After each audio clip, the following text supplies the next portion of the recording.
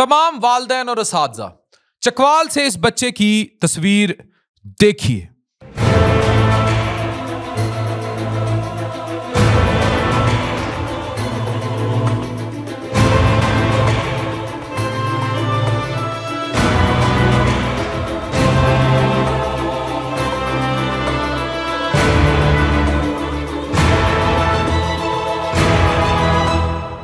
क्या आपने नाहिलिज्म के बारे में सुना है? ये क्या है? ये किस किस्म का जहर है? और मादियत इस पर कैसे असर डालकर आपसे आपका बच्चा छीन सकती है? ये तस्वीर फिर देखिए। ये बच्चा इस दुनिया में नहीं है।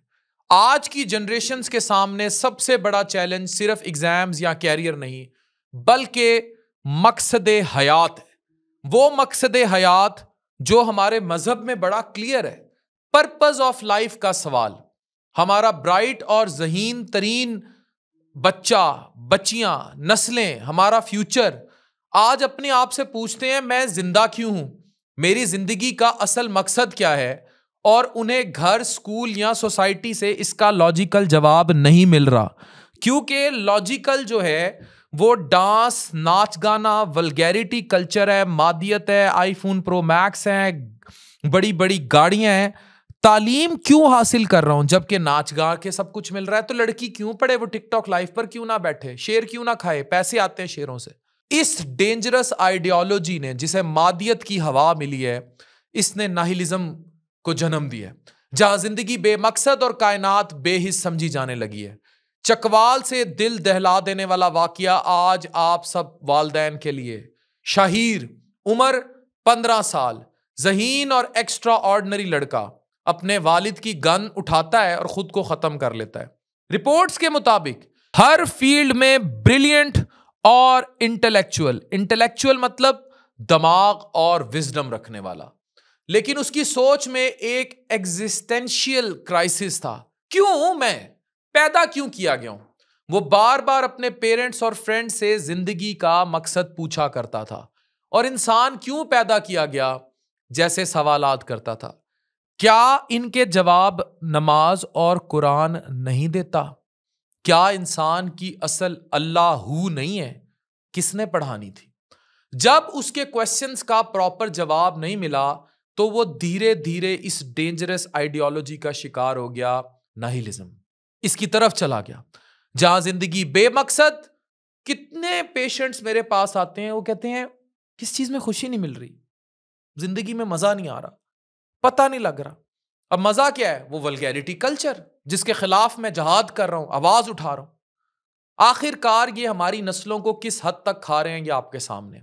ये अब चकवाल से और क्या सबूत दूं आपको मैं कि जिस मादियत के खिलाफ मैंने आवाज उठाई है, जिस वल्गैरिटी, फहाशी, टिकटॉक लाइव कल्चर, नाच गाना, गंद के खिलाफ जहाद किया है, उसके असरात आपके घर, मुआशरे, आपके घरों के अंदर नाहिलिज्म और मादियत परस्ती की सूरत में क्या आ रहे हैं।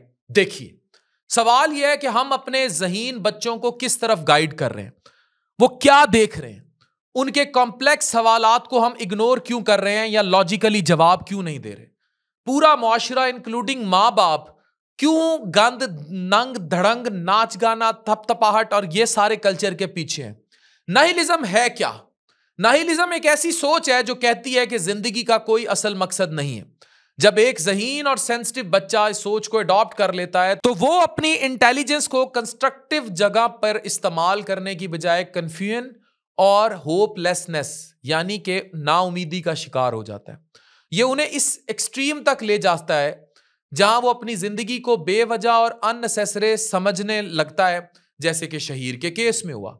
ऐसे बच्चों को सबसे पहले पेरेंट्स की प्रॉपर गाइडेंस चाहिए होती है। पेरेंट्स सिर्फ उनके एकेडमिक ग्रेड्स पर फोकस ना करें, बल्कि उनके सवालात को सीरियसली लें।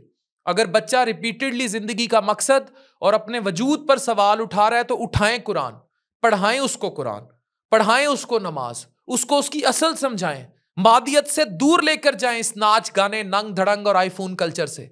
पेरेंट्स को चाहिए कि वो उसकी एनर्जी को कंस्ट्रक्टिव एक्टिविटीज जैसे कि रीडिंग, स्पोर्ट्स, कम्युनिटी वर्क, अच्छे काम, क्रिएटिव प्रोजेक्ट्स और दीन की तरफ चैनलाइज करें।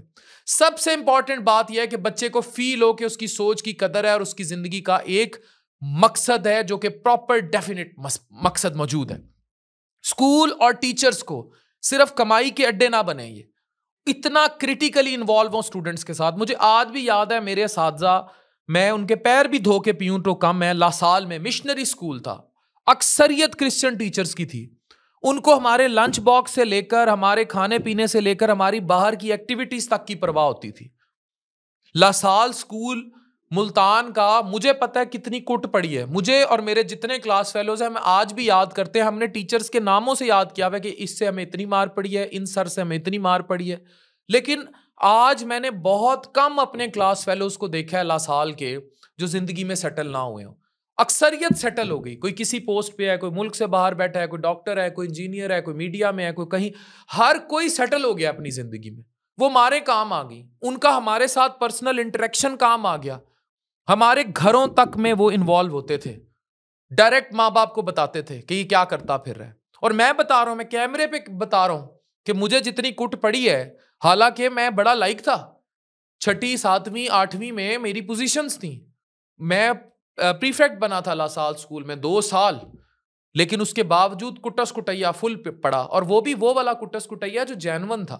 लड़कों का स्कूल था, लेकिन वी वर ट्रेंड लाइक जैसे फौजी ट्रेन किए जाते हैं, लाइक स्काउट्स। और हमें सारी जिंदगी में उनके पैर भी धो के पीऊं तो कम है। आज के साथी, आपको ये देखना पड़ेगा, ये मम्मी डैडी कल्चर से निकलना पड़ेगा। मेरे बच्चे लाहौर के टॉप के स्कूल्स में गए, लेकिन हम जब जहां जाते हैं, हमने टीचर्स को कहा, be our friends, tell us, हमें बताएं कि हमारा बच्चा कहां गलती कर रहा है। और इनको यूं थाली का फोड़ा नहीं बनाना, इनको सख्त बनाना है, जैसे मुझे लासाल में ट्रीट किया गया।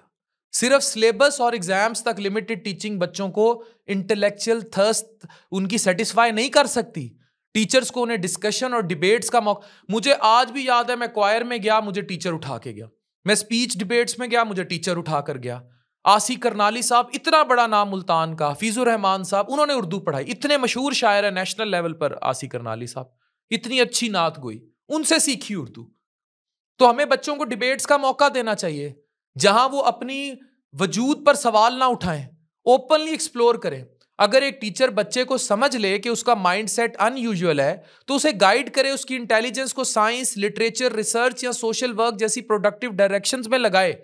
यह जिम्मेदारी है माशरे की, और इसमें सोसाइटी का रोल इंतहाई इंपॉर्टेंट है। हमारी सोसाइटी अक्सर ऐसे सवालों को इग्नोर कर देती है, लेकिन असल में ये सवाल एक ज़हीन दिमाग की निशानी होते हैं। अगर सोसाइटी पॉजिटिव फोरम्स और सेफ स्पेसिस क्रिएट करे, ये नंग धड़ंग, ये कल्चर, ये फलाना टिकटॉकर और फलाना ये तमाशबीनी बंद करे, नाच गाने वाली, तो प्रोडक्टिवली यूथ मूव होगी, यूथ प्रोडक्टिव मोबिलाइज होगी। तो वो ये अपने डाउट्स को डेंजरस आइडियोलॉजीज में कन्वर्ट करने की बजाय कंस्ट्रक्टिव सॉल्यूशंस ढूंढेंगे। Youth clubs, libraries, counselling centres और डिजिटल फोरम्स इस सिलसिले में मददगार साबित हो सकते हैं। इस्लाम हमें यह सिखाता है कि इंसान इस दुनिया में बेमकसद नहीं भेजा गया।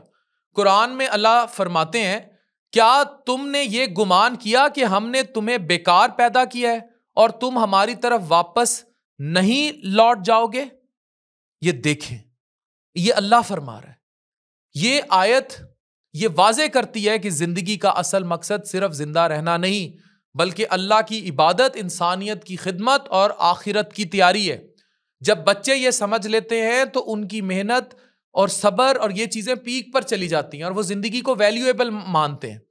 शहीर की हमें ये सबक देती है उसका दुनिया से चले जाना, कि ज़हीन और ब्रिलियंट बच्चा अगर अपने वजूद पर सवाल ना उठाएगा, ना उम्मीदी का शिकार नहीं होगा, तो सेल्फ डिस्ट्रक्शन से बच जाएगा।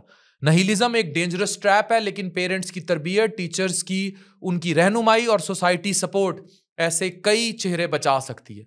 हमें कलेक्टिवली मुआशरे को जिम्मेदारी अदा करना होगी, और इसीलिए मेरा मादियत परस्ती के खिलाफ जहाद है, ता दमे मर्ग जहाद है। डॉक्टर अफान कैसर साइनिंग ऑफ।